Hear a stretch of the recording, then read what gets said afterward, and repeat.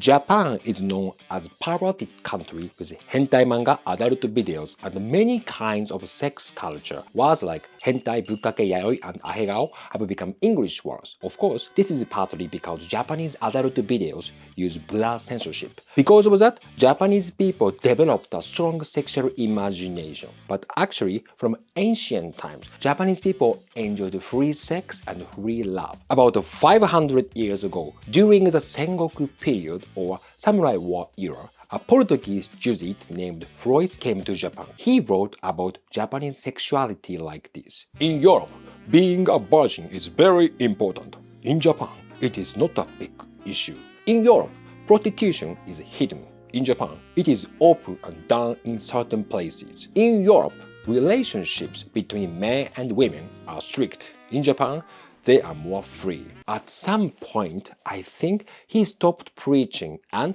started field research. If you watch this video, you will understand why Japanese people are called perverted. Meshida. Hey guys, it's Meshida. I'm a Japanese stand-up comedian. Now, I'm organizing my solo stand-up comedy show and comedy tour in the red light district in Tokyo. If you want to learn more about the city side of Japan and hidden side of Japan, please check out my Patreon, Meshida Academia. Meshida. According to Japan's oldest history book Kojiki, Japan was created by two sibling gods, Izanagi and Izanami, through sex. So, Japan was born from incest. Maybe that's why Japan has such a strange shape. It said they didn't know how to create islands, so they learned sex by watching birds mating and copying them. So they made Japan in a doggy-style position. Even the gods had bad sex education. Meshida. Japanese sexuality is deeply connected to hot spring culture. Japan is a volcanic country, so hot springs are everywhere. Since ancient times, Japanese people enjoyed sex in hot springs. Now, that culture only lives in adult videos. In the past, there was no separation between men and women. All baths were mixed. People washed their bodies and then had sex. Thanks to hot spring culture, oral sex in Japan has developed because people could lick each other's genitals after washing them clean. After that, you wash again and you are ready for the next one. Even in the Edo period, public baths were mixed and became places where men and women met and had sex. Also, baths were dark, so people couldn't clearly see faces, so anyone could enjoy sex, no matter how they looked. There was a service called Yuna Bath, where women washed men's bodies. After washing, they also gave sexual services. This is like the origin of modern soaplands. Japanese soaplands have over 400 years of history, basically as old as the United States. Meshida. Have you heard of yobai? It is a traditional Japanese custom. At night, a young man sneaks into a woman's bed and has sex with her. So the first date was sex.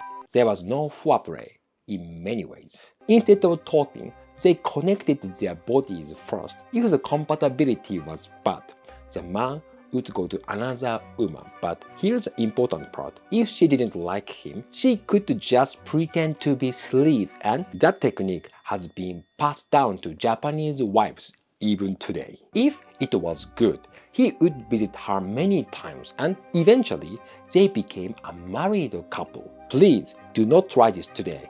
You will be arrested for rape. Meshida. Do you know Shunga? Shunga is erotic art drawn by ukiyo-e artists. It is also called funny pictures because it mixes sex and humor. One famous work by Hokusai shows a woman having sex with an octopus. Today, it is famous worldwide as a symbol of hentai. In the Edo period, many famous artists created Shunga and sold it secretly. The government tried to buy it many times, but it spread everywhere because Shunga was an important partner for masturbation.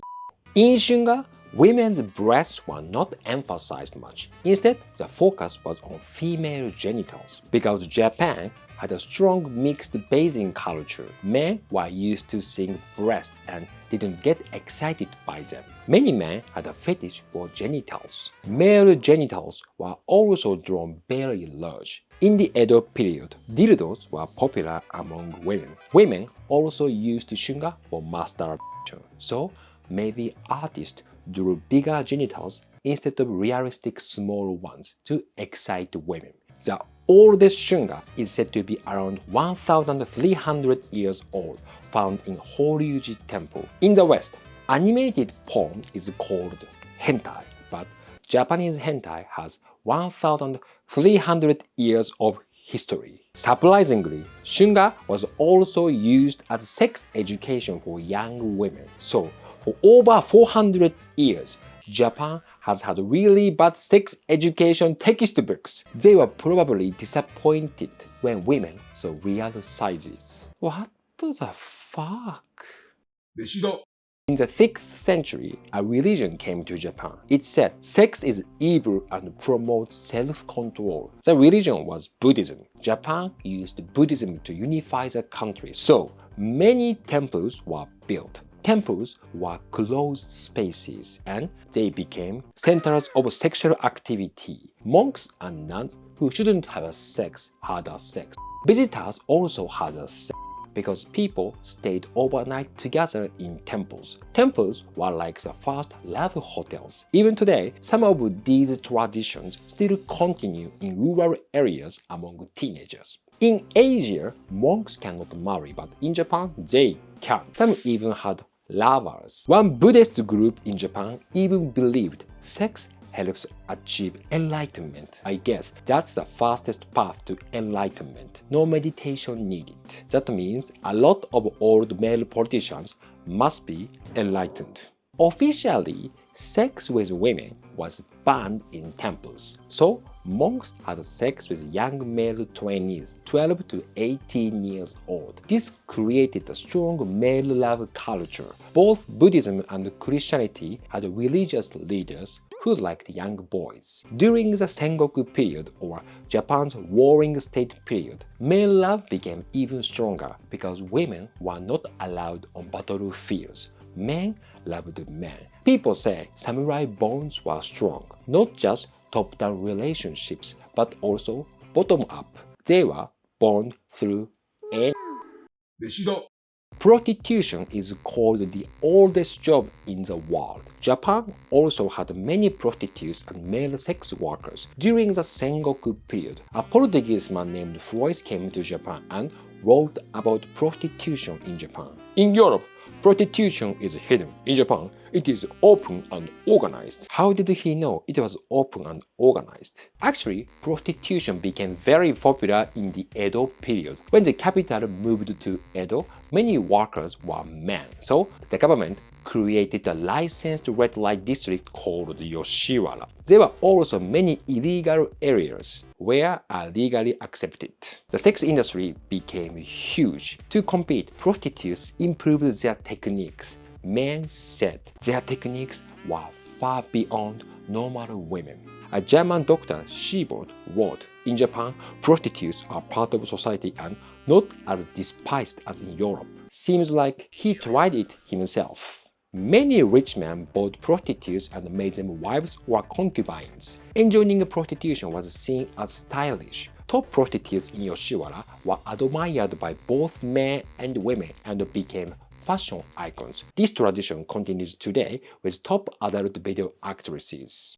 飯だ In the Meiji period, Japan wanted to revise the unequal treaties that had been forced on it by Western countries. For that reason, Japan needed to be recognized as a civilized country by Western nations, so it cared about how Western people saw it. Westerners thought Shunga or Japanese erotic art was immoral, so Japan banned it. They also criticized mixed bathing, so Japan restricted it. Festivals like Bon Odori or Bon Dance, where young people had sexual freedom, were also banned. Yobai was also banned. Japan destroyed its perverted culture to join Western society, and then a fake idea of love called pure love was imported from the West. As intellectuals became more influenced by Western culture, they began to see prostitution as dirty and outdated, even though behind the scenes they still depended on it. On the surface, people started denying this crazy sexual culture, but behind the scenes, they kept going to brothels in secret,